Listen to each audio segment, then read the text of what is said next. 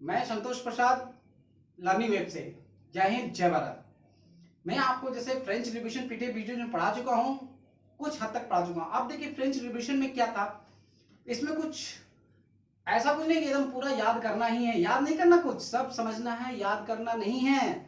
सब समझिए और लिखिए। देखिए मैं सीरियल वाइज कैसे तोड़ तोड़ के पढ़ाता हूँ। अब देखिए क्या था, फ्रेंच रिवॉल्यूशन जो 1789 में हुआ था, तो उसमें क्या हुआ कि बहुत सारे डाइवर्स पीपुल से हम लोग पढ़ चुके हैं। अगर क्षेत्र डिफरेंस होगा तो वहां पे लोग भी डिफरेंस होंगे। जब लोग डिफरेंस होंगे तो क्या होगा, डिफरेंस कल्चर होगा। डिफरेंस कल्चर होगा तो क्या होगा, डिफरेंस भाषाएं होंगी। डिफरेंस भाषाएं होंगी तो और सारी खान पान ट्रेडिशन सब कुछ डिफरेंस हो जाएगा।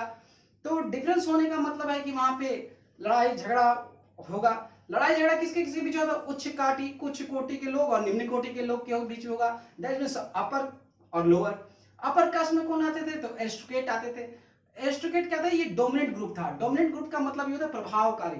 प्रभावकारी मतलब अगर हम सिटीजन हैं वहां पे तो हमारे ऊपर सबका दबाव रहेगा, कभी भी टैक्स बढ़ा देंगे, कभी भी सभी चीज पे दबाव देना चाहेंगे हम लोग को। मतलब कि अगर चाहेंगे कुछ चीज रूल बनाना तो बनाने नहीं देंगे। तो इस तरह का डोमिनेंट ग्रुप था, इसको एरिस्टोक्रेट ग्रुप कहा जाता है। तो अब देखिए, अब ये एरिस्टोक्रेट तो समझ में आ गया कि एरिस्टोक्रेट ग्रुप क्या था, एक डोमिनेंट क्लास था। अब या हाई सोसाइटी थे तो छोटे छोटे ग्रुपों में डिवाइड थे, एक स्टेट में नहीं, अलग अलग टेरिटरीज में भी ये एक दूसरे से कनेक्टेड थे टाई मैरिज से। दैट मीन्स वे मैरिज किया करते थे, मैरिज आपस में करेंगे। क्योंकि यहाँ भी इंडिया में अगर हाई क्लास का लोग है तो थोड़ा ही ना लो क्लास में जाके शादी करेगा। तो हाई क्लास के टाइट बन गए और लो क्लास के भी टाइट बने हुए थे। तो लो हाई क्लास में ये शादी किया करते थे, ठीक है। उसके बाद क्या है, अगर ये धनी है तो इसके बाद लैंड भी होगा। तो लैंड क्या, लैंड ओन्ड थे बहुत बड़े, आसपास में टाउन में भी, और टाउन में भी बहुत सारे इनके घर थे, टाउन हाउसेस थे। और उसके कंट्री साइड में भी आसपास में बहुत सारे इनके जमीन थे। जब जमीन होगा तो खेती होगा ही, और खेती होगा तो उसमें पिजेंट्स होंगे। तो यहाँ पे बहुत सारे पिजेंट्स, नंबर ऑफ पिजेंट्स आते हैं, ठीक है। तो बहुत सारे पिजेंट्स पे, अब देखो पिजेंट्स होंगे तो क्या होगा, आबादी होगी, सब चीज ज्यादा थे तो आबादी बढ़ेगी, आबादी बढ़ेगी, प्रोडक्शन बढ़ेगा। अब देखिए प्रोडक्शन बढ़ेगा तो क्या होगा, प्रोडक्शन बढ़ेगा तो व्यापार बढ़ेगा, व्यापार बढ़ा तो टाउन साइड में क्या, इंडस्ट्री स्थापित होगी। तो इंडस्ट्री जब स्थापित होगी और टाउन में जनसंख्या भी बढ़ेगा, इंडस्ट्रीज व्यापार सब चीज बढ़ेगा। बढ़ेगा तो देखिए ये जो थे, जो ईस्ट एंड सेंट्रल पार्ट में जितने भी बड़े बड़े लोग थे वो लैंड होल्डिंग थे, ठीक है। और वेस्ट साइड में टीनेंट्स बेचारे स्मॉल ग्रुप के रूप में चारों तरफ काम कर रहे थे, और लैंड होल्डर में सिर्फ काम करते थे, जो छोटे छोटे लोग हैं वो काम किया करते थे।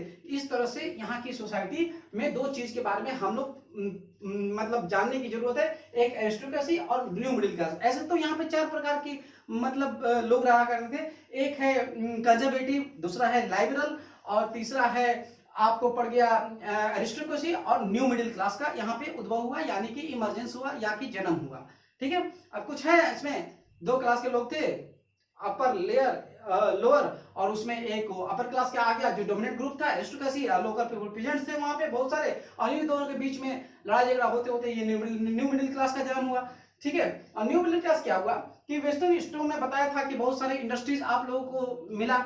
इंडस्ट्रीज मिलेगा तो उसमें वर्कर्स रहेंगे, प्रोफेशनल्स रहेंगे, आर्टिसंस रहेंगे, सब उसमें काम करेंगे।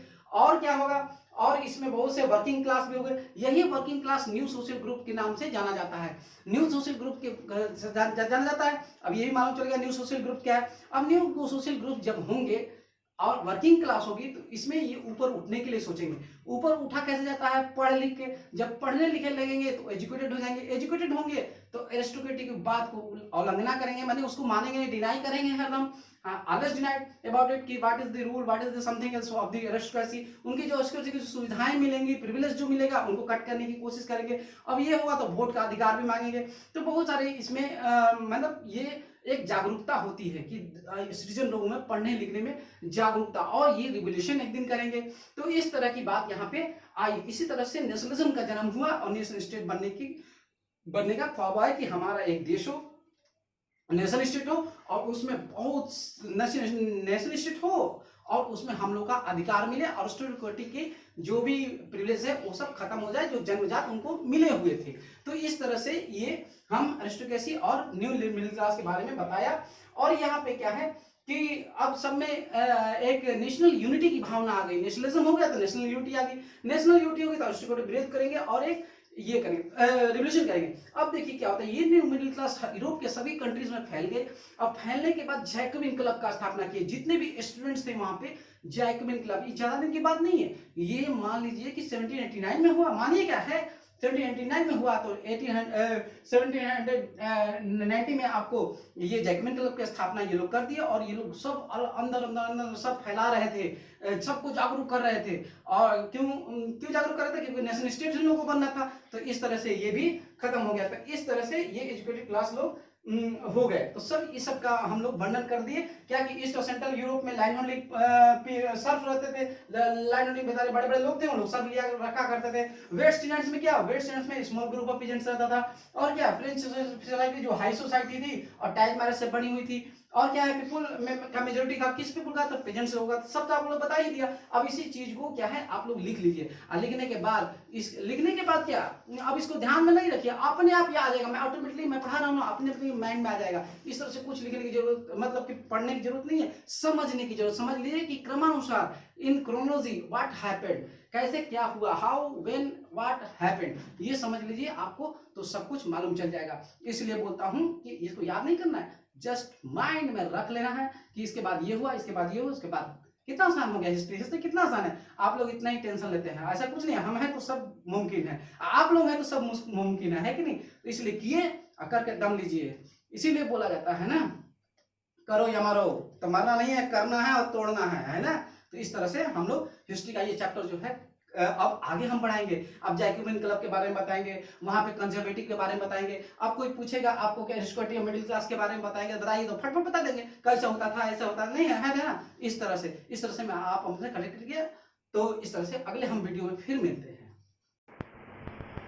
जैसा कि मैं आप लोगों को बताया कि जो फ्रेंच में यानी कि फ्रांस में जो भी 4 तरह के लोगों का उदय हुआ, पहले थे क्या, कंजर्वेटिव थे, लिबरल थे, एरिस्टोक्रेट थे, न्यू मिडिल क्लास थे।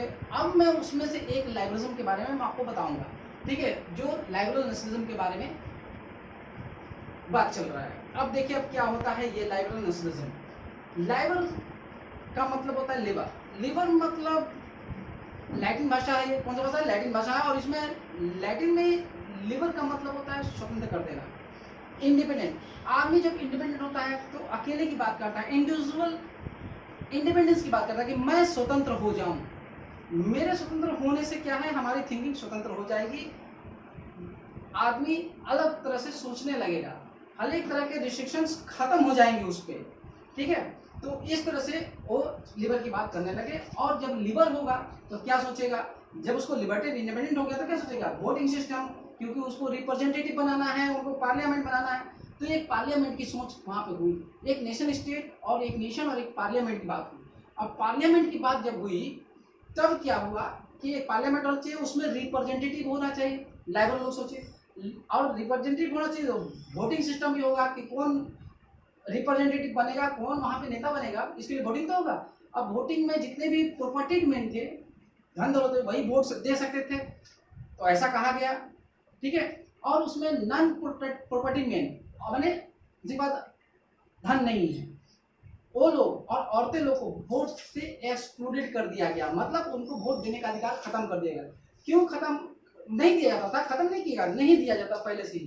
तो क्या हुआ, क्यों नहीं, तो विमेन को इसलिए कहा, नेपोलियन ने क्या किया कि वोटिंग जो राइट्स है विमेन को खत्म इसलिए किया, ये बोल के किया कि वो लोग माइनर हैं। माइनर किस लिए भाई, तो शुरू में वो लोग क्या होते हैं, जब जन्म लेती हैं वो लोग, तो वो फादर के आधिपत्य में रहती है, अंडर में रहती है।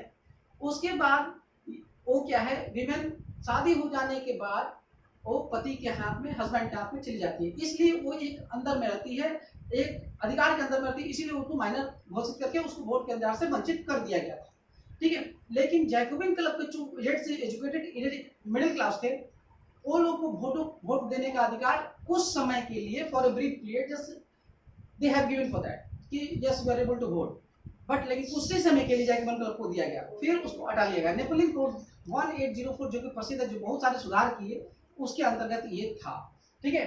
तो उसमें क्या हुआ फ्रेंच पॉलिटिकल एक्सपीरियंस, ये जो था ये लोगों का फ्रेंच का ये फर्स्ट पॉलिटिकल एक्सपीरियंस था, राजनीतिक फर्स्ट एक्सपीरियंस था उन लोगों का, ये पॉलिटिकल सिस्टम में ऐसा ऐसा होना चाहिए, दुनिया भर में फर्स्ट पॉलिटिकल एक्सपीरियंस। ओके, फिर उसमें क्या हुआ कि देखिए इधर अब ये भी इन लोगों की 19th सेंचुरी आते आते इन लोगों को ये भी सोच हो गया अर्ली 19th सेंचुरी के लगभग कि जितने भी ये हैं प्रॉपर्टी मैन है इनकी इनवायबिलिटी ऑफ प्रॉपर्टी मैन मीन्स क्या, क्लर्जी लोग और जो भी प्रिविलेज देने थे वो भी खत्म होना चाहिए, तो ये सब चीजें थी उन लोगों की मांग, और ये लोग ऐसा सोचते थे कि ऐसा होना चाहिए, आइडियोलॉजी में उनको विचार ऐसा था, कंसेप्ट ऐसा था, ठीक है। तो इस तरह से ये बात हो गया। अब इसमें इनवायबिलिटी प्राइवेट प्रॉपर्टी जितना भी था, ज्यादा प्रॉपर्टी किसी के पास था तो उनको इनवाइट उसको बेकार कर देना, नष्ट कर देने की बात और या कब्जा करने की बात करी गई। फिर उसके बाद क्या था, ये फर्स्ट पॉलिटिकल था, और इन लोगों को क्या किया गया कि राइट टू वोट दिया गया। अब वो जब वोट देगा तो पॉलिटिकल रिप्रेजेंटेटिव वहां पे होंगे, तो इन लोगों को करने के लिए पॉलिटिकल लैंड जो प्रॉपर्टी ओनर है वो भी वोट देने लगे। फिर वोट देने का अधिकार मांगा इन लोगों ने। इवन विमेन और non property man excluded from, ये तो बता दिया आपको, एक्सक्लूडेड किया गया। फिर विमेन स्टेटस को माइनर, ये बता दिया आप लोगों को। फिर जाके मूवमेंट्स और वोटिंग, अब ये क्या है कि औरतों का वोटिंग सब जगह भाग लेने लगी, औरतें लोग पॉलिटिकल मूवमेंट्स में, रिवोल्यूशंस में सब जगह भाग लेने लगी, तो अब सब जगह पार्टिसिपेंट्स बढ़ गया औरतों का विचार थिंकिंग सब हाई होने लगा। ये लोग बहुत दिन तक ये लोग मतलब कि रिवोल्यूशन में ही ये एक्सपीरियंस लेते चले गए, ठीक है। इसके बाद क्या हुआ कि अब तो ये पॉलिटिकल जो रिफॉर्मर्स थी, ये ऐसा, ये पॉलिटिकल जो थिंकिंग थी ये ऐसे थी कि ऐसा ऐसा होना चाहिए, इन लोगों की मांग थी, ये सोच था, आइडियोलॉजी था इन लोगों का लिबरलिज्म का, ठीक है। उसके बाद क्या हुआ कि अब पॉलिटिकल सिस्टम का अब आया आपको क्या आया, अब आया आपको ये इकोनॉमिक फ्रीडम होना चाहिए। इकोनॉमिक फ्रीडम में बहुत सारे स्टेट थे, एक स्थान से दूसरे स्थान पर जाने के लिए उनको कर लगना पड़ता, पहले बता चुका हूँ, कर देना पड़ता था। अगर अलग अलग स्टेट में अलग अलग कर, इन लोगों को बहुत ही घाटा होता था। तो ये लोग क्या किए कि घाटा होता था इन लोगों को, तो ये लोग क्या किए कि इस सब सिस्टम को एक कर दिया, ज्वेलरी नाम का एक संस्था बनाया, उसमें ये सब एक कर दिया, वो बाद में किया, लेकिन इन लोग ऐसा विचार था सब एक कर दिया जाए, ठीक है। उसके बाद क्या हुआ कि एवोल्यूशन ऑफ स्टेट रिस्ट्रिक्शन, मतलब वही हुआ कि स्टेट रिस्ट्रिक्शन एवोल्यूशन होना चाहिए। अगर एक स्टेट से दूसरे स्टेट में जा रहे हैं हम लोग, तो स्टेट को मतलब स्टेट रिस्ट्रिक्शन नहीं होना चाहिए, हर एक जगह मैं घूमूं जाके, हर एक जगह कपड़ा बेचूं, हर एक जगह व्यापार करूं, जो भी है मैं करूं वैसा, ठीक है। उसके बाद जो भी कैपिटल और गुड्स का मूवमेंट हो, जो भी धन लेके जाए तो उस पर कर लगे, जो भी हम मूवमेंट्स करे, मेरे को कोई रोकने वाला नहीं हो स्टेट में, ठीक है। तो ऐसा उन लोगों ने सोचा, ये इकोनॉमिक रेफरेंस में हुआ, ठीक है। उसके बाद क्या हुआ, इसी सब को डिमांड के लेके ये न्यू मिडिल क्लास इमर्ज हुआ कि मेरे को ये चीज चाहिए, तो ये ऐसा सोच लिबरलिज्म लोगों का था। अब आगे मैं आपको बताऊंगा कि क्या है कंजर्वेटिव, क्या होते हैं और कंजर्वेटिव का रोल क्या है, ठीक है। तो चलिए आगे हम ये सब चीजें हम जानेंगे अगले वीडियो में। उसके पहले बता रहा हूँ, आप लोग शेयर कीजिए, अगर पसंद आया तो शेयर कीजिए और लाइक कीजिए और सब्सक्राइब भी कीजिए, और आपको सुनने के लिए बहुत बहुत धन्यवाद।